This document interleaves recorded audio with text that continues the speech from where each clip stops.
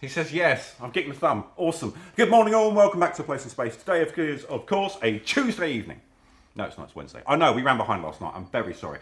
So there's an excellent chance everything I'm about to show you may have already sold out.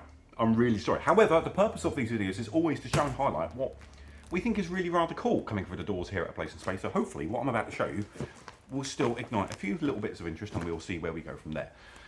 Now then, I've been shouting from the rooftops for the last couple of weeks about this. This is Arkham City, all over the world. It's bloody fantastic. It's possibly the darkest thing DC are currently putting their pens to. Dan Wattis is on the script. Danny Strips is on the art, doing her best ever Frank Miller impression. And by Christ, she's amazing.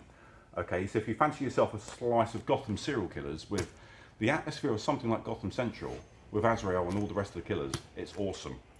Batman issue 119 is out now. This is The Abyss Part 2.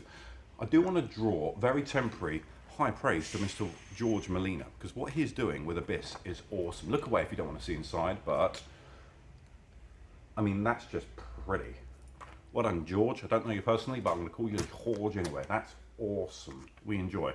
Now, this is possibly the hottest book of the entire planet this week. This is Thor, the first appearance of the God of Hammers, or the Goddess of Hammers. I'm not really sure where the term is going right now, but that's just very, very hot book of the week.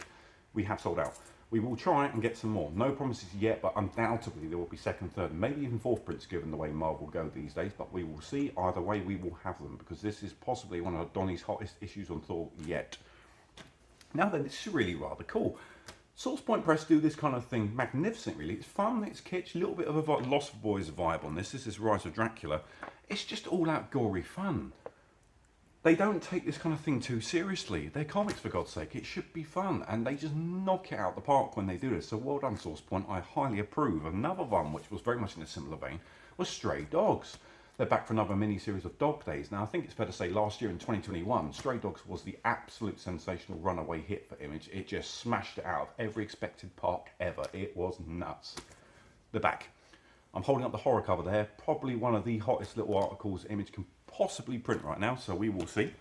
In direct stark contest to this, this is a pop star assassin in its singular mission to try and insult everyone in the universe ever. Can I show you a page? No. No. No. Are you 18 plus? If yes, buy it. It's bloody awesome. If not, I'm sorry.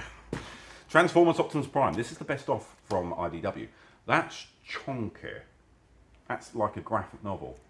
If you fancy yourself a bargain bucket entry into what Optimus Prime is these days, if you've for whatever reason, been living on Pluto, jump right in there. Power Rangers Universe is back. Well done, Don. Cheer from afar. It's back for its 8th title. I'm sure there'll be a 9th very soon. Boom, have got you covered when they do this kind of thing. It's fabulous. Derek Chu's on that particular cover. That's the foil, beautiful cover of Variations. I think it's cover D off the top of my head, technically. Either way, that's pretty. Really like that. I'm sure that is part 1 of 6. It will fly. Let's move over super quickly to covers of the week, and we shall see you next week. So this is Dark Knights of Steel, issue 3 by Joshua Middleton. This man has more styles to his game than I know of any other working artist today. He's just sensational. Love it. Black Widow. We're back with Adam Hughes. Now, I think it's fair to say Adam Hughes has had some fantastic years and some rocky years. Right now, the man's on a hot streak. This is his second great Black Widow cover in a row. I love what he's done with the font. I love what he's done with the cover. Just great pose. Everything about it works. Adam, that's magnificent, mate. Batman 119. Francesco Mattina. It's awesome. He also has a tendency to go very dark sometimes, so I'm not sure what you'll be able to pick out of that on the camera, but I love it. In the flesh, it really pops. It's just fantastic. This is Spawn 325 by Mr. Bjorn Barons on the cover. It's very unusual for Image, or comics really, that aren't some of the more extreme niche ones, to go that hardcore with the cover. So it's quite interesting for me to see that, actually, with the severed heads rolling around, but very cool either way. Bjorn, you've been doing fabulous work. In direct contrast and stark minimalism, we now have Mr. Tony Daniel. I don't know why I love that so much, but I just absolutely do. I mean, it is just some teeth, but if you want some lashes on the cover, put them on, because they look great.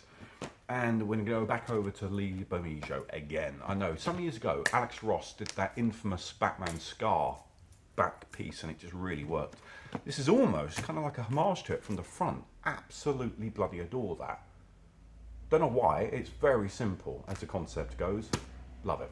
Either way, that is all from me. I shall see you in a more timely fashion next Tuesday. Much love, folks.